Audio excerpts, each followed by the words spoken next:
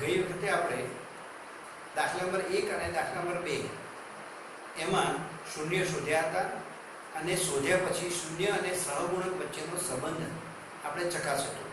તે જ રીતે હવે દાખલા નંબર 3 ની અંદર 6x² -3 -7x. હવે અહીંયા જે બહુપદી આપી છે એ પ્રમાણિત નથી.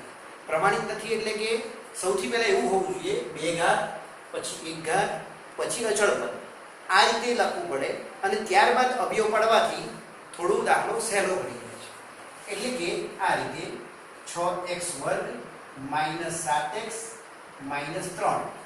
હવે અહીંયા અવયવ પાડવા માટે પહેલું પદ છે 6x² -7x અને -3.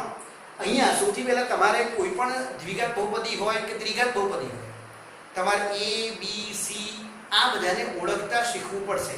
જ્યારે પણ તમારી સામે બહુપદી આવે તો તમે મનમાં વિચારી શકો a કયો છે, b કયો છે, c કયો છે. તો તમારી જાતે તમે એનો ઉકેલ મેળવતા, શૂન્યનો સરવાળો મેળવતા, શૂન્યનો ગુણાકાર મેળવતા તમે જાતે શીખી શકશો. સૌથી પહેલા આપણે વાત કરીએ a બરાબર 6, b બરાબર -7, c બરાબર -3. પણ અહીંયા આપણે શૂન્ય શોધવાના છે તે સૌથી પહેલા એના અવયવ પાડીશું.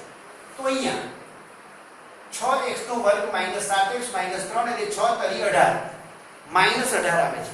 એટલે કે 18 નો ઘડિયો આપણે વિચારવાનો કે 18 કોના ઘડિયામાં આવે. તો 18 એકા 18 થાય, 9 દુ 18 થાય, 6 તરી 18 થાય. તો આપણે અહીંયા એવું વિચારવાનું છે કે ગુણાકાર 18 થવો જોઈએ અને સરવાળો કે બાદબાકી -7 આવવો જોઈએ. તો અહીંયા આપણે લઈશું 9 દુ 18. તો અહીંયા 6x² -9x + 2x -3. અહીંયા -9 અને +2 કરવા પાછળનું કારણ 9 માંથી 2 જાય તો 7 રહે, પણ અહીંયા -7 છે એટલે મોટાની નિશાની માઈનસ હોય તો જવાબ માઈનસમાં આવે. એટલે -9 + 2 કરીએ તો -7 આવે. હવે આ બંનેમાં કોમન કાઢવાના છે. સૌથી પહેલા આની વાત કરીએ 6 અને 9 માં. તો 3 ના ઘડિયામાં 6 પણ આવે છે, 3 ના ઘડિયામાં 9 આવે છે. આ ઘડિયા આપવા જરૂરી છે એટલે અહીંયા 3 કોમન નીકળશે. બીજું અહીંયા x ની 2 ઘાત છે, અહીંયા x ની 1 ઘાત છે. તો આપણે એવું લખી શકીએ કે અહીંયા x કોમન નીકળે.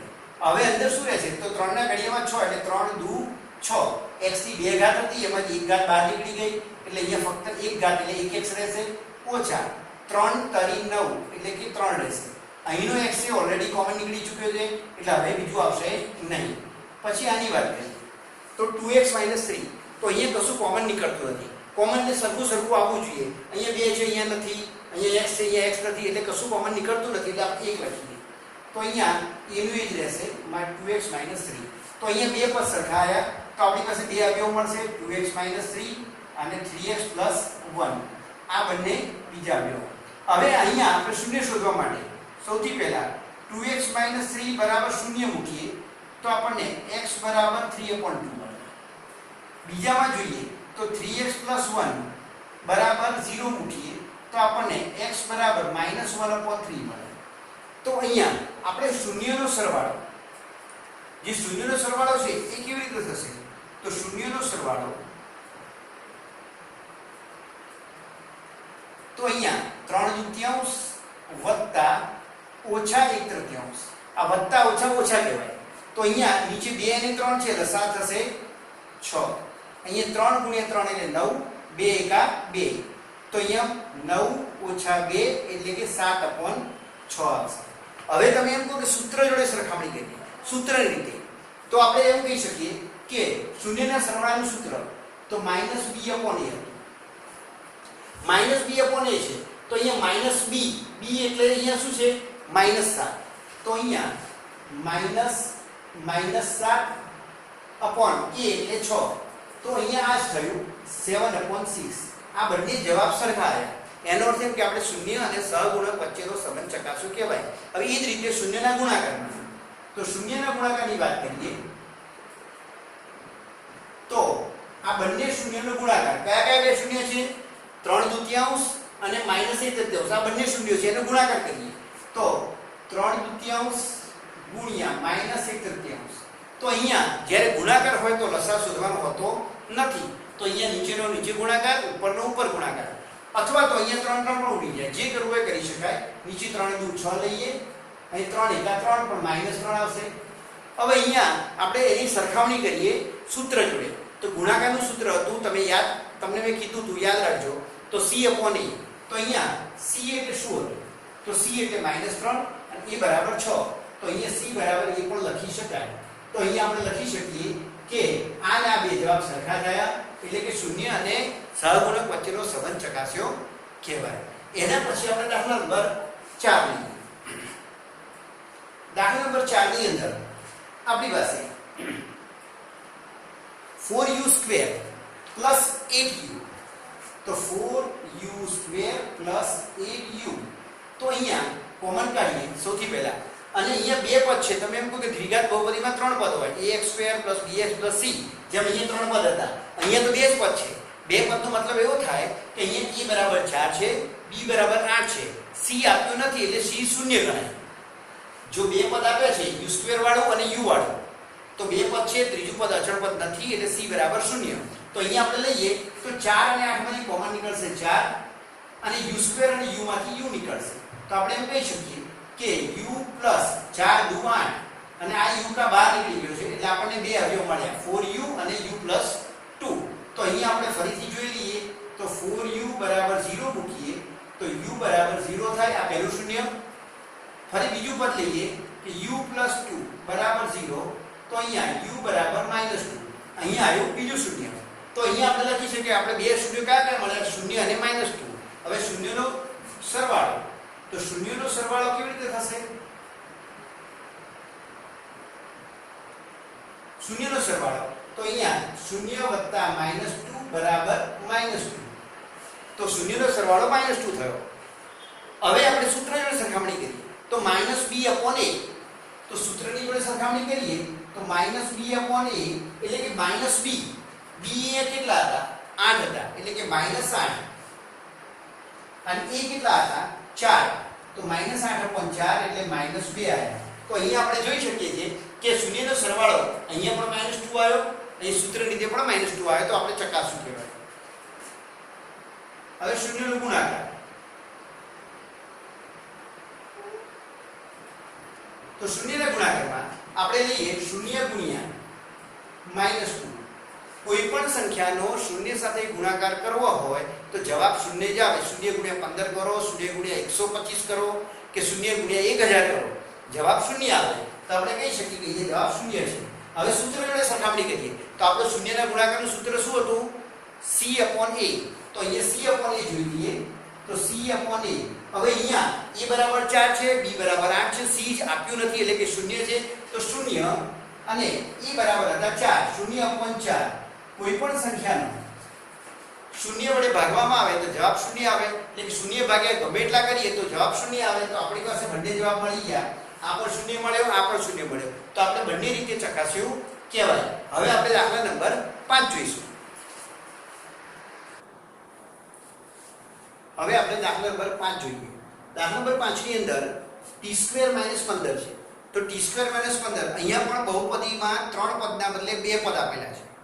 બે પદ આપેલા છે એમાં a, b અને c પહેલા વિચારીએ તો પહેલું પદ છે t². એની આગળ સહગુણક કોઈ નથી એટલે 1 ગણાય એટલે a બરાબર 1. બીજું પદ છે એ એક પદ વાળું હોય, એક ઘાત વાળું હોય જે છે નહીં એટલે b બરાબર 0 લઈશું અને c બરાબર -15. તો અહીંયા જ્યારે કોઈ પણ બહુપદી હોય તો a, b અને c વિશે પહેલા વિચારવું પડે. તો અહીંયા a બરાબર 1 છે, b બરાબર 0 છે અને c બરાબર -15 છે.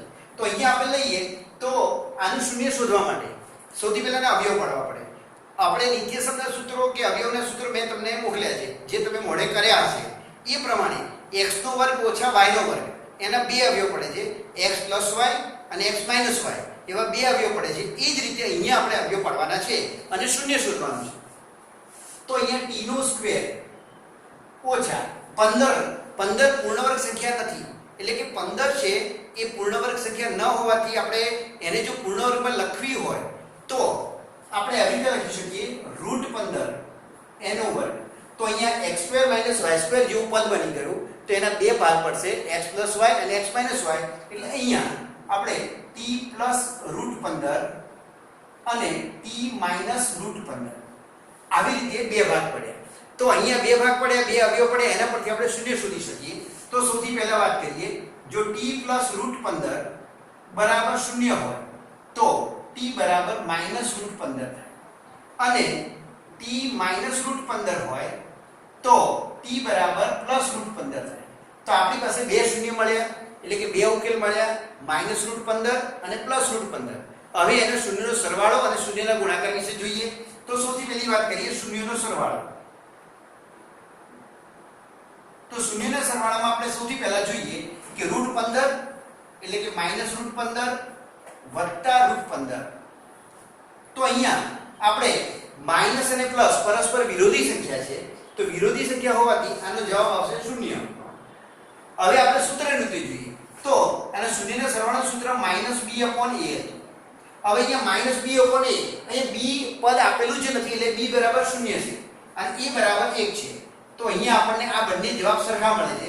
આ સૂત્રની રીતે શૂન્યનો સરવાળો અને આ બે શૂન્ય આપેલા છે એનો સરવાળો કર્યો બંનેનો જવાબ સરખો આવે છે તો આ બંનેનો સંબંધ દર્શાવ્યો કહેવાય. એ જ રીતે શૂન્યનો ગુણાકાર. તો શૂન્યના ગુણાકારમાં -√15 ગુણ્યા √15. તો બંને વર્ગમૂળ છે એટલે કે √15 ગુણ્યા √15 એટલે 15 આવશે અને એક માઈનસ છે એટલે -15 આવશે. સૂત્રની રીતે જોઈએ તો શૂન્યના ગુણાકારનું સૂત્ર c/a. તો અહીંયા c એટલે અહીંયા -15 છે અને a સહગુણક કોઈ નથી એટલે 1 છે તો અહીંયા જવાબ આવશે -15. તો આ બંને જવાબ સરખા આવ્યા તો આપણે એમ કહી શકાય કે શૂન્ય અને સહગુણકો વચ્ચેનો સંબંધ આપણે ચકાસ્યો કહેવાય. તો આ રીતે શૂન્ય શોધવાનું અને પછી સહગુણકો વચ્ચે તેમનો સંબંધ બતાવવાનો છે. આવું 2 માર્ક અથવા 3 માર્કમાં આવે છે જે ધ્યાનથી કરવું જરૂરી છે. એ સિવાય ઉદાહરણના પણ દાખલા ગણવાના છે અને ખાસ કરીને આવા જે દાખલા છે એમાં a b c ઓળખતા આવડવું જોઈએ. હવે આપણે જોઈએ દાખલા નંબર 6. દાખલા નંબર 6 તમને આખો નથી ગણવાનો, ફક્ત તમને હિન્ટ આપીશ. ધારો કે અહીંયા a બરાબર 3 છે, b બરાબર હવે x ની આગળ કોઈ સહગુણક નથી તો અહીંયા -1 આવશે એટલે કે b બરાબર શું આવશે -1 અને c બરાબર આવશે -4. તો અહીંયા શું થશે આપણે અવયવ પાડીશું. તો કેવી રીતે પાડીશું તો કે 3 ચોક 12. 3 ચોક 12 એટલે કે 12 તો આવશે પણ અહીંયા -1 લાવવાના છે. તો 4 માંથી 3 કાઢીએ તો 1 આવે પણ 3 - 4 કરીએ તો -1 આવે. તો એ રીતે આપણે અહીંયા 3x² - 3x + 4x -4.